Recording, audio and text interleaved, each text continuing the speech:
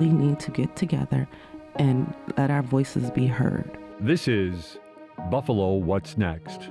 I'm Jay Moran. I'm Bridget Jaipal Valenza. I'm Dave Debo. And I'm Thomas O'Neill White. After May 14th, how can we afford not to talk about race? About education, about segregation, about humanity. Since the dawn of this nation, racial violence has existed. The way we have designed our society has a big hand in what occurred in that Tops Market. The suburban area, everywhere. We must work and teach our children. We need to make sure that we put more funding in our programs that help prevent gun violence and more money into art. If we're going to have some real healing, we've got to have space to tell some uncomfortable truth. And good morning. This is Dave Debo. Today on the program, we'll be talking about a lot of different community services, among them youth services. Coming up in just a little bit, Jay Moran will be with Tiffany Lewis. She runs Confident Girl Mentoring Program. Youth services is part of what we will get into for this first segment as well. Chandra Redfern is with us from BFNC, the Buffalo Federation of Neighborhood Centers. She is their CEO. They do so many different things. I know if you were here last week, you may have heard Jay Moran talking with the director of their HOPE program, Daisy Ball. And that deals with some of the issues, housing, senior services. That's only part of what they do, so we're going to delve into the rest of what they do to try and get some interesting perspectives on the neighborhood and on the city of Buffalo. Chandra, thanks so much for being here. Thank you for inviting me. I think it's interesting here to look at the vastness of, and the news guy in me says, oh, Dave, don't make it a puff piece, but the vastness of the services that you folks provide. And some of the ones that Daisy spoke of last week, I think are very self-evident. I say residential services and housing, people know what that is. I say senior services, people know what that is. But if I look on the list of what you do here, there's two that I think we need to explore maybe a little more deeply. Care management. What is care management as you guys define it and express it? Well, that's a great question, Dave, because a lot of people say, what is care management, right? We advertise for it, and it's like, okay, well, what do you do? So, well, I do care management. I know, right? We have a care management department. Yeah. But actually, think of care managements as advocates. And so we provide care management services for different populations. And what care managers do is they work with people to identify issues that they have, whatever it is, and they figure out what services to refer and link them to. And they make goals with them, and they monitor their progress. They help them when there's bumps in the road. And that's really what they do in a nutshell. So you could have a care manager that works with you on, housing. Maybe someone's homeless. Maybe they don't know how to pay their rent. They could work with someone on getting a job, going back to school, anything that's going to help make your life better. Because the ultimate goal is to make sure that the person is in a place where there's a sense of wellness, right? And so we have to address issues that may interfere with people going to doctors or getting other services that they need. And sometimes it's just someone doesn't have enough food. Care manager may make them a referral to a food pantry or talk about, what type of entitlements are they eligible for. A connection between people and the services they need and an assessment maybe of what those needs are. Exactly. That's exactly it. Because the context I think that most people hear the phrase in is within their own primary care doctor. Chronic conditions have a care manager to make sure, I don't know, your diabetes or your overeating, whatever, is taken care of. You just described it in a much more holistic way than I thought you would. Right, absolutely right. Most of us know we go to our doctors, and then there is, the care manager that's dealing with your A1C and those things. All right? that, yeah. But our care managers, they're going to work with you, and they want to make sure you go to your doctor's appointments, and they want your A1C to be good. But they're also going to look at the fact that maybe you run out of money every month. So you're not necessarily eating foods that are working for you and your diabetes. And they're going to come to a solution with you, right? They're going to say, okay, do you need to go to a nutritionist? Do we need to see about, food programs that can assist you? Do you need to learn about how to prepare things in a healthier way? Those are the types of things that some of the care managers work with people on. So they actually work in conjunction with primary care physicians, with mental health counselors, psychiatrists, all of those medical professionals. We have talked on this program often about the social determinants of health. Is that what's at the root of what you're doing here in the health realm? It is. So, simply stated, we work to provide innovative solutions that address the social determinants of health. So, what are the social determinants of health? In simplest terms, it's what's happening in a person's life that is prohibiting them from being their healthiest self, from accessing physical or mental health treatment. But I think that takes away some of the context. Whenever I've heard a discussion about social determinants, it looks at things that are already stacked against a person. Poverty or housing conditions or just the stress of life. They don't sleep at night because of the neighborhood they're in. There are a lot of incidences where you live determines, there's the word again, social determinants of health. Absolutely. So we know that there are areas, right, such as the east side of Buffalo, that, there are even more challenges because of where you live, because of your socioeconomic status, because of the color of your skin, that interfere with your ability to be well, right? And so people, they're automatically, I think, coming into life sometimes with, the deck stacked against them. Part of what care managers do is they say, okay, we know that there are these issues, but let's take it one step at a time and talk to us about what your goals are. What is it that you'd like to do? And, sometimes the goals are very small for people. Sometimes it's, I want to feel comfortable in my home. And then the care manager is looking at, okay, what's going to make that happen? And when you start really digging in, you'll find out there's a lot of other issues. So, for example, we may have had someone that maybe they were living someplace and they didn't feel comfortable where they were living. So they may work with that person to say, okay, let's figure out how we can address this housing situation, something like that. It may be that they've had an experience that has left them being traumatized and they're dealing with some PTSD. Okay, so let's talk about where you may be able to get some counseling for that. And then they're going to work with that counselor to learn what are the coping skills that they're talking to that person with, so that when life happens and that person calls the care manager, they know what they've been learning in their therapy sessions. So it's really a holistic thing, right? You have to deal with every aspect of a person's life.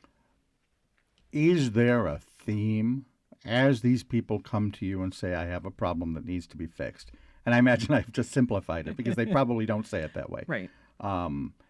Is there one problem that keeps recurring all the time? That's a good question. There's no theme? People don't have enough money, right? They're not able to make ends meet. They're not able to take care of their families, themselves. And that creates a lot of stress for individuals, right? Some of them are working and they still cannot make ends meet. So we do hear that theme a lot. We see it a lot. And the other piece is that people are somewhat apprehensive about going to the doctor or seeing a counselor. And so we have to do a lot of work with them. So someone may walk through our door and we may say, okay, they're dealing with some things and we want them to see someone, but they're not going to do it right away. So we have to develop a relationship with them, really get to know them, figure out, what do you want to work on first? And what we have found is that at some point, people say, okay, now I'm ready to do this or that. But even with that, it's looking at who we refer people to. And so that's why it's important for us to work collaboratively with other community partners. I can picture the reluctance to engage with a doctor as being a constant. But what about the other one, poverty? Is there a trend line? Are we seeing it get better, get worse? What kind of movement have you seen over the past even year? Let's look at it a year. So I think from where we stand, as a community-based organization that helps people, we've seen the needs increase. So things have not necessarily gotten better for the people that we service. I can speak to that. So we see an increase in the need for our food pantry. We've seen an increase in people needing utility assistance because, the heating bills, the electric bills are going up. We see those things. We see that the cost of food is going up. People are, spending $100 maybe if they have that, right? And they leave with one bag. And that's not going to help them feed their family of 4 people for the month. And so people are really still continuing to struggle. I think the prices, also when we look at the population that we service, transportation is an issue. Mm-hmm. So it's getting to the places that they need to get to. So if you can only shop at, say, a corner store, right? There's things you're not getting, and the prices are going to be higher than if you can go to a market. And that's one of the things we do address, and I think Daisy spoke about it when she was last on, our transportation fund. You will take people to the Whole Foods in Amherst or the Trader Joe's. Mm-hmm. You will drive people wherever they need to go, Southgate Plaza, West Seneca, because it's a different kind of grocery store. You'll just take people to the places they need to be. Right. And so they do have shopping trips. Primarily our seniors use them, and they go to the first rung suburbs. So there's more of a variety in what people can select from, and they appreciate that. And I think, obviously, the discussion about Tops being just the one grocery store for the East Side has been spotlighted and focused on even more since May 14th. But it also sounds like this is a problem, as many of them are, that pre-existed. And you are someone that's in the community and you've worked on a lot of these pre-existing problems. What's changed, or what has been exacerbated by May 14th? So what you have is you have people that have been re-traumatized. You have people that are traumatized.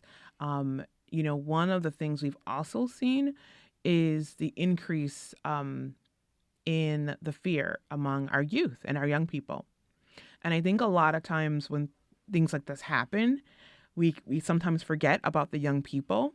But, we have young people that they're not certain of what the future holds. I mean, they already were dealing with issues prior to this. But, they've said, well, we don't understand. People were minding their business in a store and someone came and did that. And why did that happen? And then there's a set of young people that said, well, I thought you all were supposed to make this a better place for us to live. And so, what's going on? Wow. How do you answer that one? That's a hard one to answer. Amen. Yeah. That's a hard one to answer. I always try to talk to them, and our staff try to talk to them about, what? We have to have hope that there is something better. And we each have to do our piece, right, to help make our community a better place. And so we help them explore, what is their contribution going to be to community? And for some of them, that helps them say, okay, I can control what I put out. But we've had to refer a lot of our young people to counseling services. We have hosted groups for our young people so that they can just talk about how they feel and what they think and what's going on. And I think for me, that was really shocking to see that response amongst young people. We knew there was a response amongst our seniors. A lot of them are still very hesitant to go out. It helps that, we have staff that'll go with them for shopping trips and things of that, but still very hesitant. But the young people, I think, was very surprising for us. And you're saying specifically since the shootings on 5/14? Correct. What age group? So we're talking about 12 through 18, 19. Do you just provide them counseling or maybe a peer session? How do you get over that hurdle? So our youth services has several components. So, obviously there is the education pieces that they do in the school district and they do in the community, but then we have a peer mentoring group. So they're able to provide support for each other, which I think is great, right? Because it's not just coming from adults, but there's other young people making suggestions and encouraging them if they do need to get some help, right? And then we have a rites of passage program, which is for, young men. And they do a lot of work. The staff will bring in area experts to meet with the young people and talk about various issues and help them with character education. When we come back, we'll talk a little bit more about character education. Chandra Redfern is here from BFNC, the Buffalo Federation of Neighborhood Centers. Just basically, people I think know it as BFNC.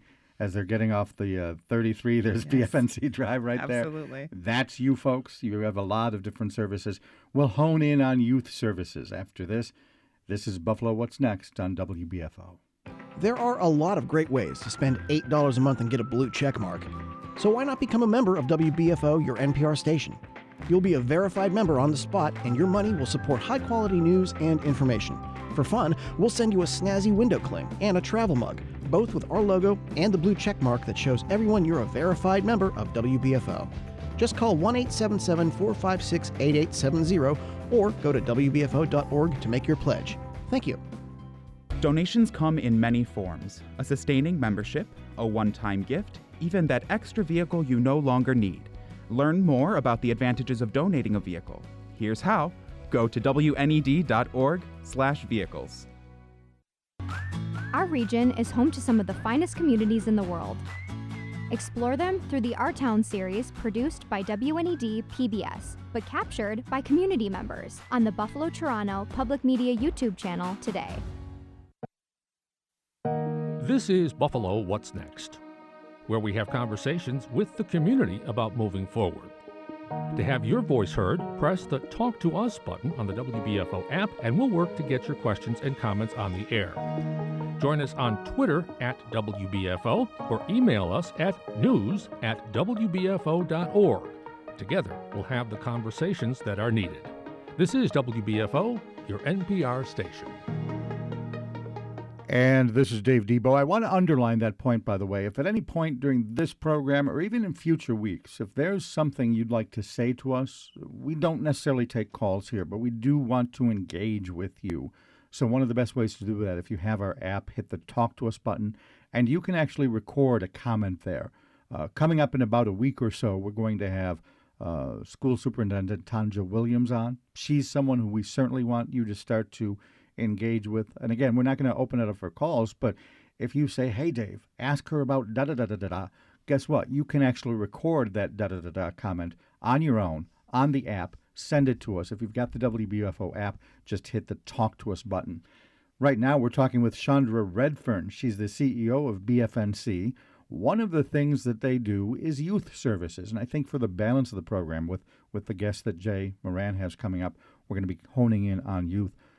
Your programs do something interesting, or at least express it, Chandra, in an interesting way, in terms of risky behavior, that your youth programs are designed to kind of teach a youth right and wrong, character education. You said that before the break, but with a focus on preventing them from doing stupid stuff, if that makes sense. Talk about risk prevention. So we have one of the programs we have for youth is our comprehensive adolescent pregnancy prevention services, right? Known as CAP. Okay. And so CAP is a preventative model, and the whole goal is to reduce those risky behaviors that youth tend to engage in to help prevent pregnancy, HIV, AIDS, STIs, all of those things, okay. Right? And so, we provide that education, the education on reproduction and those things, obviously. But what we found is that it's really dealing with the character education piece. So it's giving young people the tools that they need, right, to live and to grow. So a lot of the young people we work with, they come from some serious backgrounds, challenging backgrounds. And I think just being a young person today is challenging in and of itself. And so, it's how do I deal with conflict? How do I deal with stress? What does it mean to be a good citizen? Why is it important for me to also take care of my physical health? All of these different things, how do I budget? How do I go for a job interview? all of these skills that at some point in all of our lives, like we've learned them, right? And so we found if we can engage them, teach them some of these things earlier on, then it interferes with them participating in more risky behaviors, right? Because if I have an after-school job or something, then I'm not maybe just hanging out after school, right? But I need the skills in order to get that job. And one of the things we have a summer employment program where we employ kids over the summer, and they learn job skills.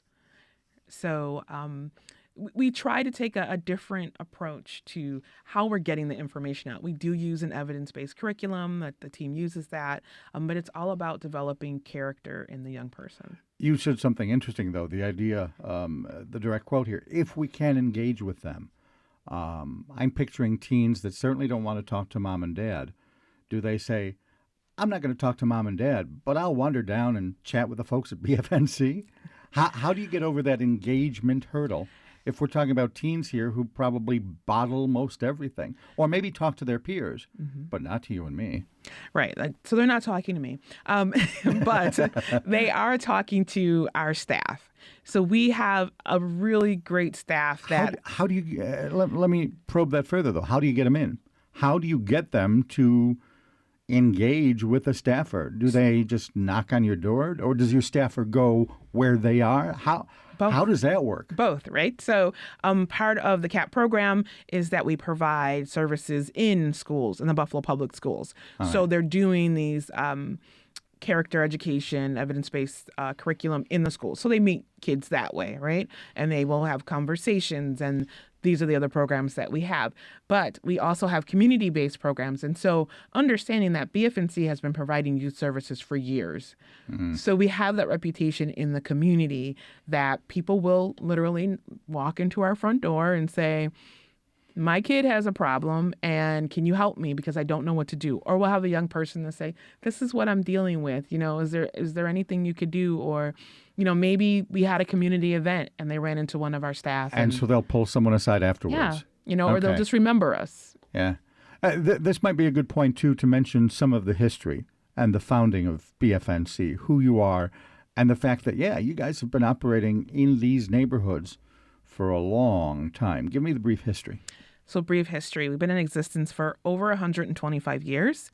We come out of the settlement house traditions. We still own 2 of the original settlement houses. And settlement houses were community centers for early immigrants, sort of, maybe? Sort of, kind of, right? Okay. They were houses in the community where middle and upper class individuals who wanted to address the issues that a lot of immigrants were having coming into America, they lived and they taught them the culture of America and different life skills.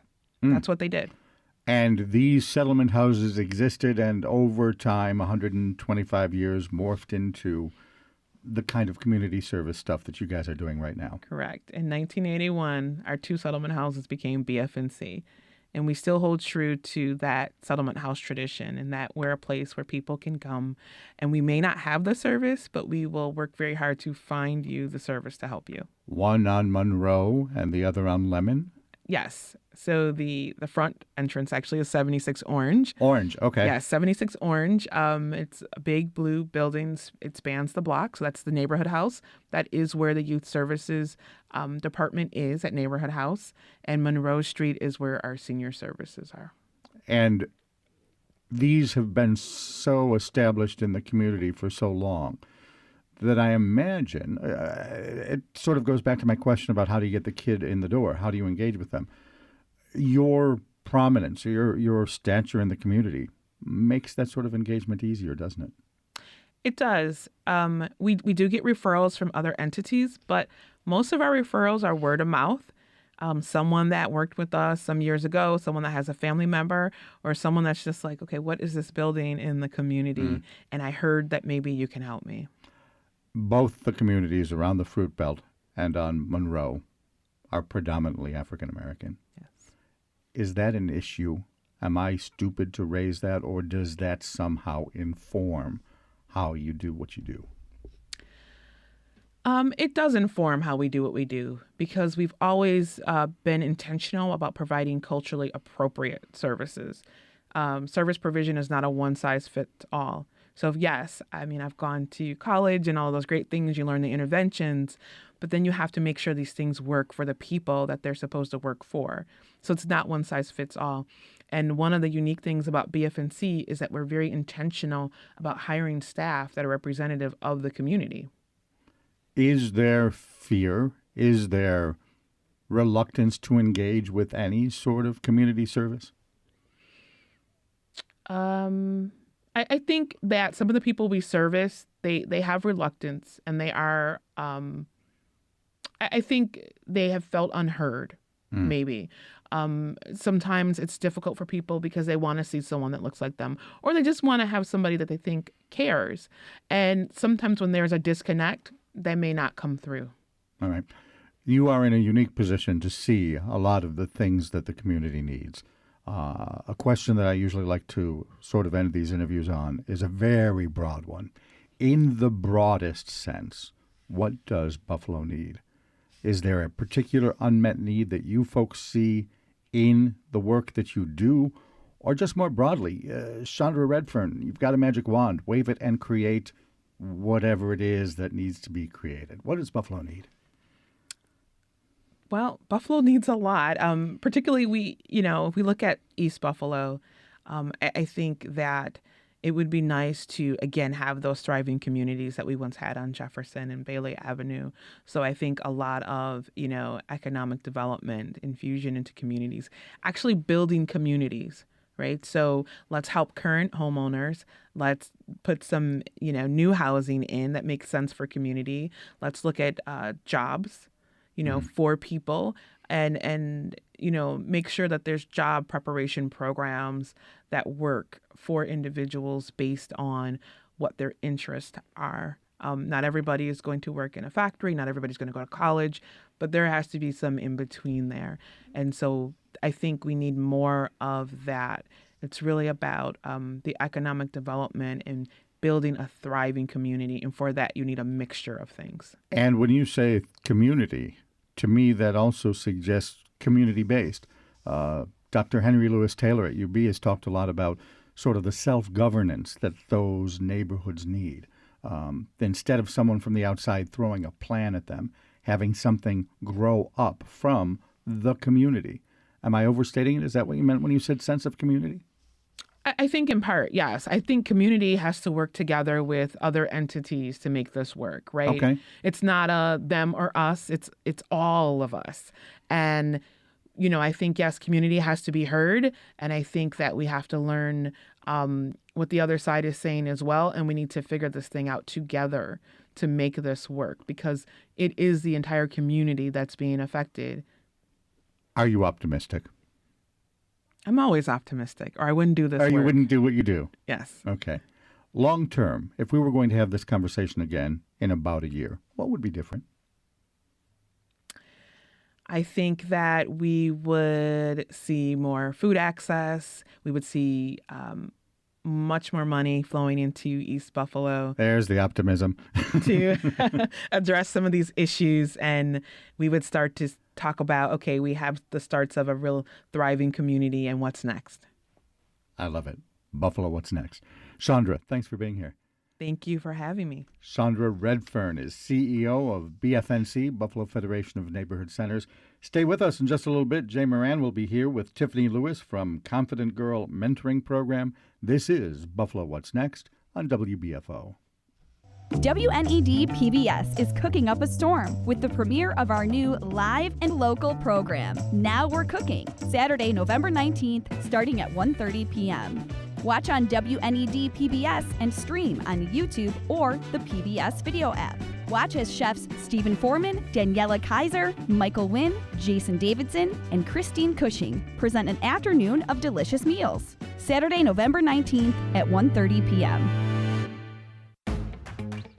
WNED PBS can go everywhere you go with the WNED PBS app. Go to the app to watch shows like Kleinhand's Gift to Buffalo, Frontline, and Compact Science. Even watch on the go with the WNED PBS live stream and a 24/7 stream of WNED PBS Kids. You can also see the full television schedule and what's on right now from the app. Download the WNED PBS app wherever you get your apps. There are a lot of great ways to spend $8 a month and get a blue check mark. So why not become a member of WBFO, your NPR station?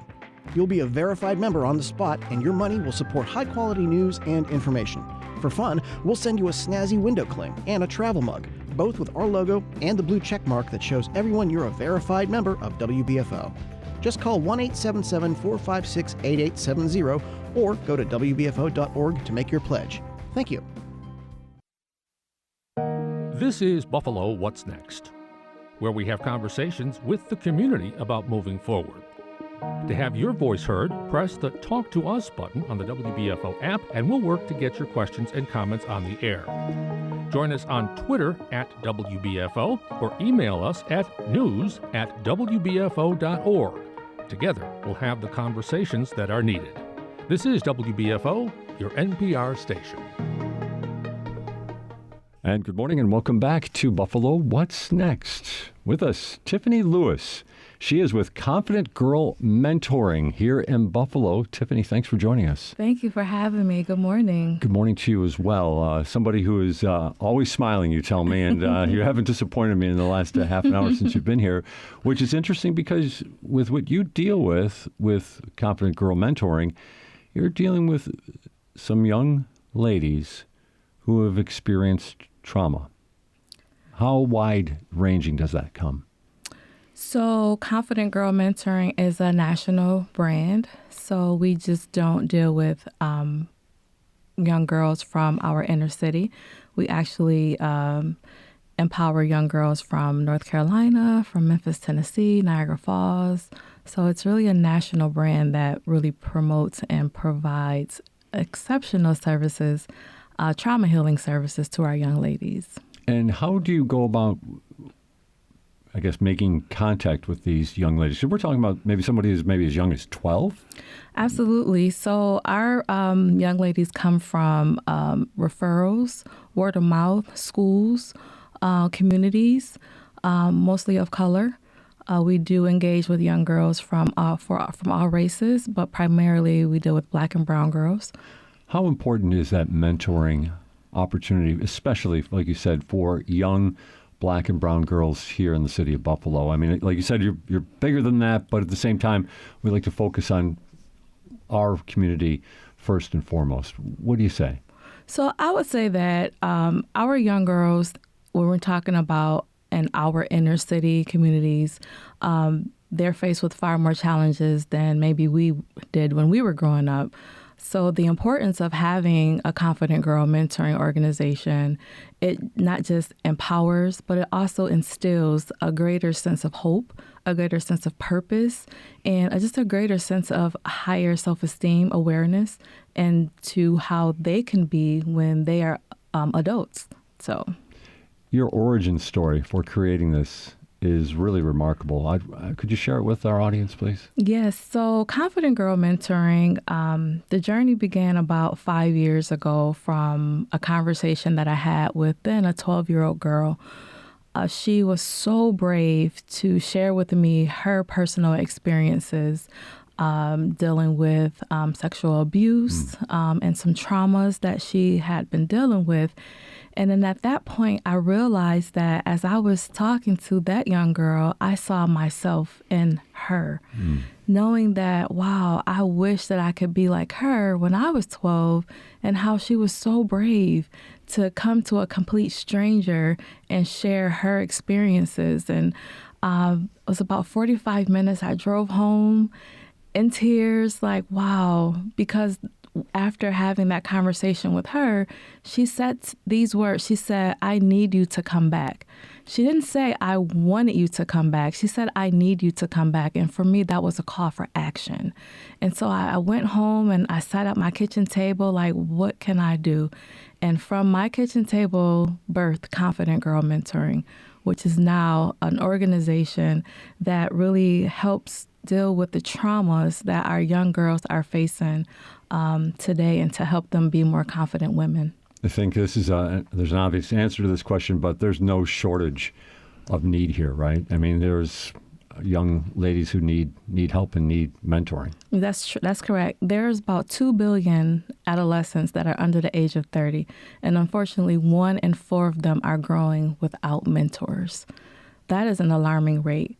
And not to mention that of the mentors that are selected, there's a shortage of Black mentors to help mentor these Black and brown kids. How important is that? Like you said, you don't always necessarily deal with just inner city kids and not always young ladies of color, but turn it around. How important is it, though, for a young lady of color to look across and see somebody like themselves? Oh, it gives them a heightened sense of self-worth and a heightened sense of confidence, too, because when you see someone that you think, oh, wow, she made it, that can give you the confidence to say, oh, I can make it too, especially when you're faced with real issues. I have real life experience. So when I am engaging with our young people, it actually opens up a sense of trust for our young girls to say, wait a minute, she went through what I went through, so maybe I can open up to her. And it is interesting how you refer to your experience, some troubling experiences that you had when you were younger,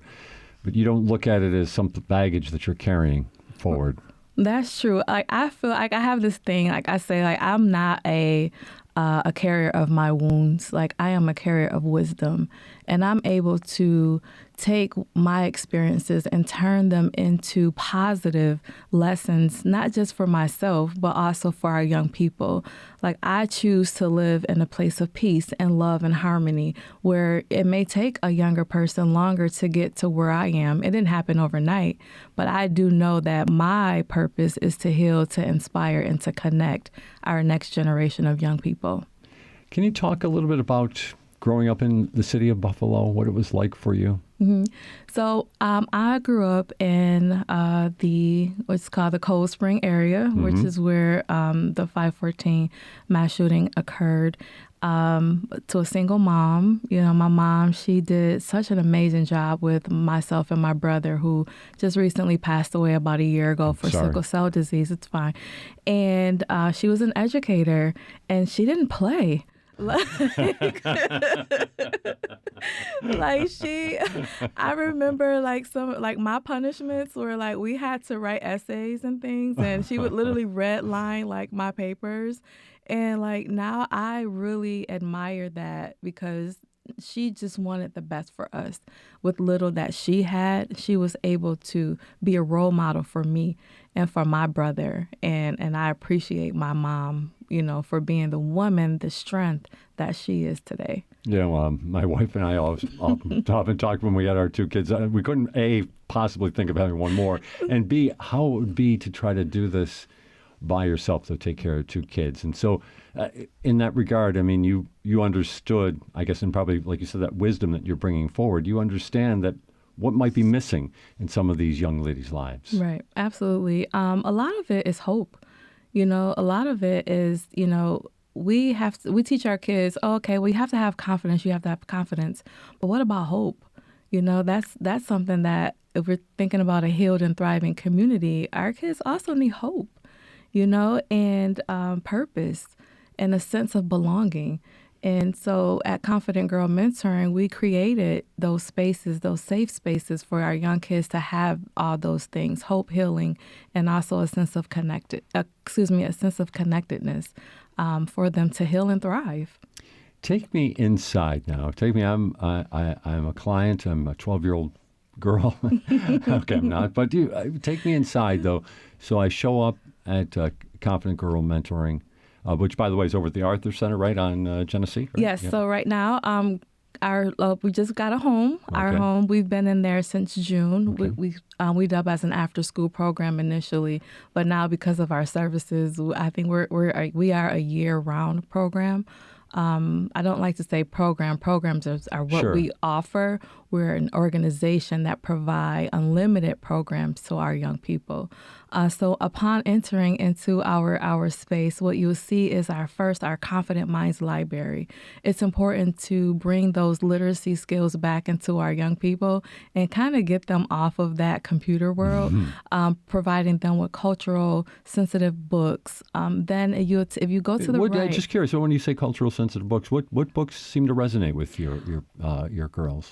Books about slavery. They love those books. We have those type of books. There's a book on Tesla. We have that too. There's books on Barack Obama. There's books on Rosa Parks. There's books on science and technology, what it means to be a woman in STEM education. So they have a variety of options that they can choose from. And I can literally tell you that our project that's under Confident Minds is Kids Take 5. And kids are able to take 5 books per week, and they are encouraged to read 5 minutes per day. So that's the premises of actually getting access and gaining access to more education, because that's what kids need more of is a sense of worthiness when we're talking about the education behind literacy. So, and I'm just curious, do you take a page out of your mother's book when it comes to making sure that work gets done? Yes. So, I mean, the kids that enter Confident Girl Mentoring, because all of our resources are free, our programs are free, so parents don't have to pay for programming. They're really spoiled in a good way. And I'll take that word spoiled out, and I can just say they are really loved. And something that they need is that love and sense of belonging.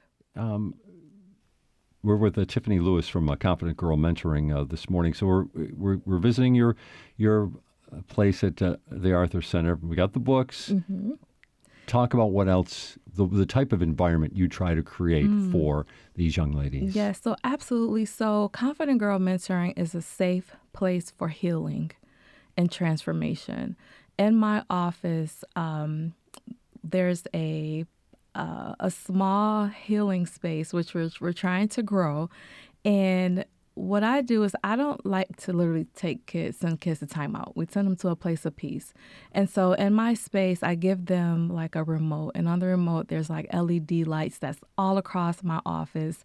And they turn the light to whatever mood that they're feeling, whether it's red, green. I'm still trying to figure out orange, but that lets me know where they are.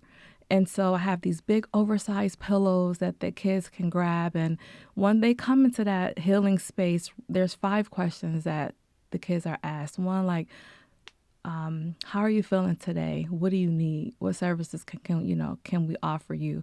And sometimes they talk and sometimes they don't, which is okay, because we force our kids to talk too much, where sometimes they just want us to listen. And so they grab a big jumbo-sized, oversized pillow, and depending on what mood they're in, we have a real conversation. As a trauma trainer, I'm educated on how to have those uncomfortable conversations with our young people to provide them with a place of healing where they can get to where they need to be. Those uncomfortable conversations, are there cues that you're picking up on? How do you know when to prod and when to back off a little bit? My thing is, when kids trust you, kids share. I don't prod. They just talk because they feel a sense of, hey, I can trust her. Or there's something that may be uncomfortable. And instead of asking certain questions like, what's wrong? It's more so, what can I help you with? And once you say those things, it kind of gets them on the edge, like, oh, okay, well, maybe she's not trying to prod. Maybe she's really just trying to help. And that's the narrative that we want to shift to when we're having open conversations and communications with our young people. It might be a little difficult to gauge this, but I'll put it out there. You mentioned about that presence of the phone and the internet and things like that, and those types of things that I guess aren't necessarily all that peaceful. But what about for young ladies of color in the city? Are there other things that are breaking that peace, that are troubling them? Do you find I don't want to say generalities, but there are some themes that you keep encountering? When you're talking about... You're trying to make a peaceful place, build some trust. We know that, the world is a crazy place, but what about their worlds, their neighborhoods, their families? Do you see themes inside these young ladies? I would say that from a positive perspective, the themes that typically come up is just that sense of belonging. Kids sometimes feel out of place. They trying to fit in to environments and societies that makes it very difficult because they look at us as the leaders, we don't have it together. So the commonality is that us as the adults, we have to first be that example to our young people. And once they see that, okay, we have it together, or we are trying to have it together and create that thriving and healed community, it opens up a sense for them to be able to feel empowered and have like, hey, well, our communities can be healed and our communities can be thriving because the adults are getting it right. That's encouraging to hear for sure that you're getting that sense. So what are, without being overly specific, because there's a lot of confidentiality here, obviously, but what are some of the things that you're hearing from young women? What are they struggling with? They're struggling with low self-esteem. Where does that come from? What would you say? Honestly, it can come from home. Okay. It can come from if us as adults, I always go back to the adults, right? Because we're our first role model for our young people, right? And if our young people are seeing that we're body shaming ourselves, or we're saying, oh, well, I don't look appropriate or I don't feel appropriate, then unfortunately kids are hearing those things and they're picking up on those and saying, okay, well, maybe I don't feel, as pretty as I think I should be, because they're hearing those examples from the home. And then also not just from the home, but also our environments.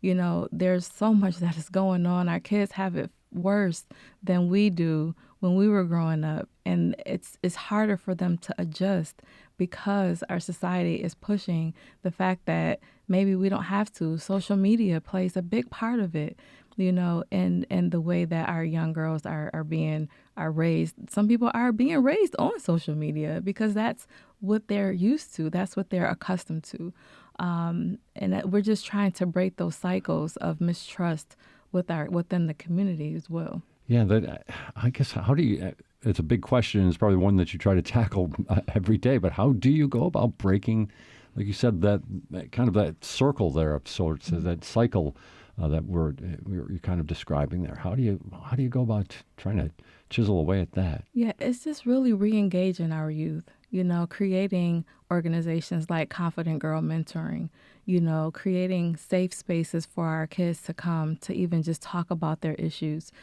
creating environments that, kids see that diversity is not just one way. We're not just looking at inequities. We're looking at equality. How can we actually pull those things together to help our young people be in a more equitable space?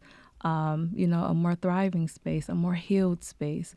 It all goes back to safety. It all goes back to education, creating and also providing the resources for organizations like Confident Girl Mentoring to be able to help our future leaders, be the best that they can be with unlimited resources. So that's another thing too, is pouring into organizations that are really doing the critical work in our community to bring up and raise awareness for our young people. You said safety, making them safety. Is that a common theme? Is that something that the kids just don't feel safe? Kids don't feel safe. I can't speak for all kids, sure, and I can't say that all homes are broken, because they're not. Have some wonderful, loving homes, but some of the kids that I encounter don't come from those spaces. And a lot of our kids, they come to after-school programs because they want to feel safe, because they need a meal, and I'm not saying that that's everywhere across Sure. the board. I'm just talking about some of the kids that I engage with. There are some amazing young people in the organization who are now peer mentors for the younger kids. And there's some amazing young girls that have a heightened sense of self-confidence and self-worth that are that provide resources even to myself. And it just also helps me heal, and I just love those kids.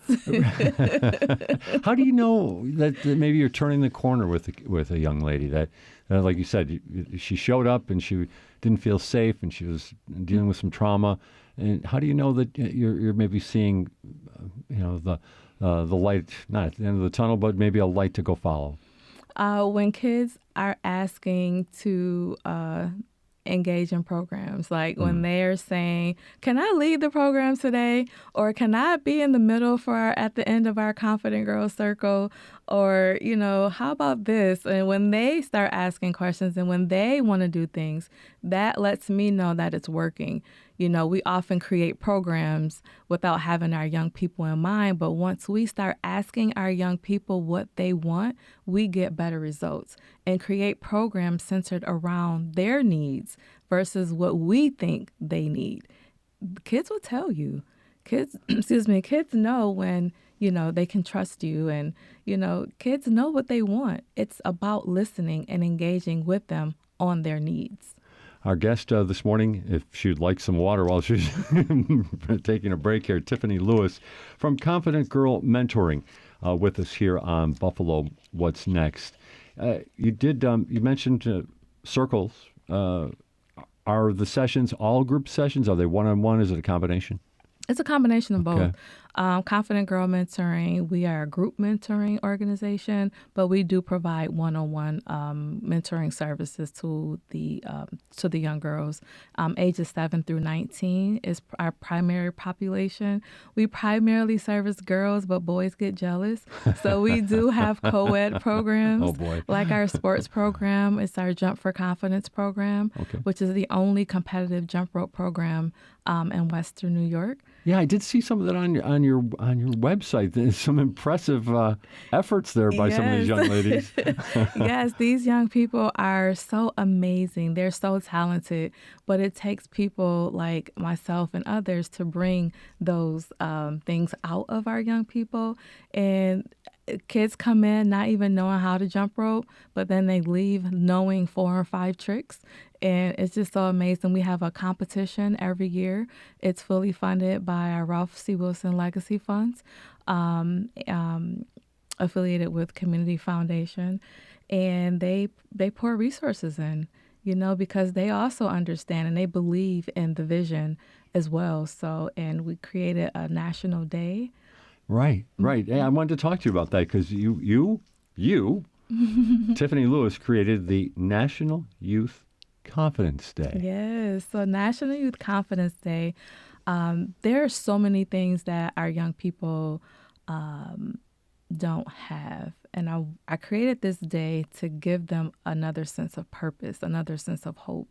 The day is celebrated annually, October 20th. Out of 18,000 applications, our application was chosen and selected as a national day to provide those healing supports for our young people.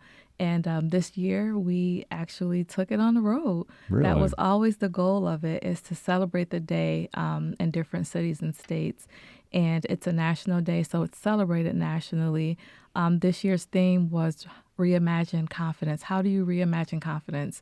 And UCAN of Memphis, they actually won a grant, which was also provided by KeyBank Foundation, to be able to have this amazing day for about 1,000 kids in Memphis, Tennessee. It was phenomenal. The energy was great. And the young people really, really understood what it meant to be confident. I think you described it as being on fire. On fire.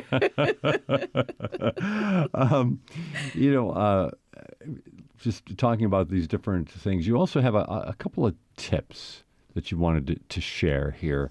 Why don't you go through that a little bit to maybe help some people understand kind of the whole complexity of what you're dealing with when you're trying to mentor these young ladies? Yes. So if we can imagine what a healed and thriving community would look like for our young people, there's some things that we need to understand on how to create a safe and inclusive healing space when kids are faced with trauma. And one thing that I can say is, one, kids feel safer when they're connected to a trusted adult. I don't want to throw that word around loosely. Trusted means trust. Also that... So it may or may not be a parent. It may not be a Right. parent. This young girl that I had encountered over 6 years ago, she was told I was a complete stranger, but she saw something in me that created that trust, though she was able to open up. Another thing is create a sense of belonging. Kids want to know and feel like they belong. You know, when we create those type of environments for our young people, then they're easily accessible to opening up more, you know, engaging more in conversation. And 3 is creating a culture of open communication. So again, as I said earlier, shifting that conversation from what's wrong to what do you need. That actually gets kids from that flight or fight response, and it lets them know, okay, wait a minute, they actually are concerned about me. So creating a healing, thriving space for our young people really starts with those 3 things: is listening, trying to understand, not listening to respond, but listening to understand is another thing. And also hope, hope. Like for Black and brown girls, there's a lot of talk about confidence, you know, but what about hope? Hope for what, right? Right. Hope for, you know, what we can do and see and be seen doing. Hope for the world with all its inequities, injustices, and oppressions. It's really hope for them. Those inequities and oppressions, does that come up in conversation? Is that something that's on the minds of a 12, 13-year-old girl? Yes. Really? Yes, it is. And what do they say? It's more like, you know, why can't I fit in? You know, why is this happening? You know, why are we targeted? You know, why? Have you heard? Oh, yes. I mean, there's lots of trauma. There's a lot of trauma over centered around 514. violence. 514 and before 514, you know, violence, you know, is something that I am not a total expert. You know, I can only talk about lived experiences and what my education has taught me, you know, about those oppressions, you know, and how can we bring those oppressions or try to end those oppressions with our young people. And it really goes back to education. You know, it goes back to getting those books out of the Confident Minds library, right, and reading those books and stuff too, and talking with our families about our oppressions and what we're going through and what we've been faced with over these many centuries. 12-year-old Tiffany Lewis, were those weighing on your mind? Oppression, inequity, was that weighing on your mind when you were 12? No, I think what was weighing on my mind at 12 years old was how do I get healing for the things that I had been going through? How do I speak out? You know, 12-year-old Tiffany was a hurt Tiffany. You didn't have anybody to talk to? I mean, I trust my mom, you know, but how can 12-year-old Tiffany go to my mom, to her mother, and say, oh, she's hurting? You know, although I trust my mom, sure, you know, I didn't really have another outlet because I never want to disappoint my mom. I never want to see my mom hurt. And I knew because of the love that my mom has for me, if I'm hurting, she's hurting, you know? So I didn't want to put my oppressions sure, on my mom. Sounds like 12, even when you were 12, you had a great sense of responsibility on your shoulders. At 12 years, my brother was sick. You know, I knew early on that my mom needed help, and I had to be that great daughter, you know, for not just my mom, but also for myself too. And having those principles helped me now in my adult years to be the best person that I know how to be. You most certainly are doing some impressive work here. We're coming down to our final moments, and I don't have to ask you if you have hope, because you You radiate it from the moment I met you this morning. But at the same time, what about our city and our community? I think you have that feeling that if you can deal with a young person one-on-one, you can make some progress and help. But what about this community? What do we need to do moving forward? Moving forward, I believe that we as a community need to take these real issues that our young people are facing. We need to carry them on our shoulders and provide real, tangible results and supports to our young people. We need healing. Tiffany Lewis is going to help in any way she can with Confident Girl Mentoring. Check them out online and on Facebook as well. Tiffany, thanks for joining us. Thanks for having me. This is Buffalo What's Next on WBFO and WBFO HD1 Buffalo, WOLN Olean, and WUBJ Jamestown.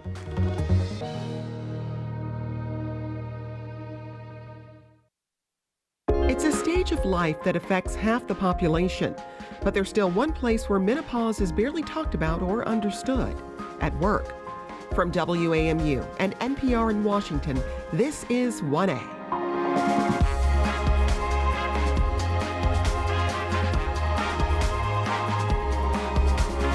Hi, I'm Jen White. Today on 1A, menopause and the workplace.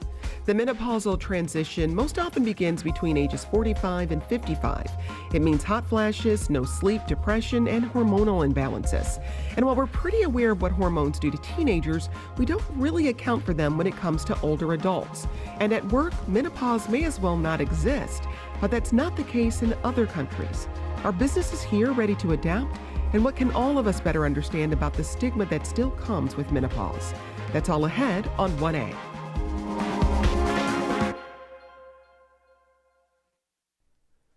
Live from NPR News in Washington, I'm Dwayne Brown. Walmart has agreed to pay more than $3 billion to settle lawsuits related to the opioid epidemic.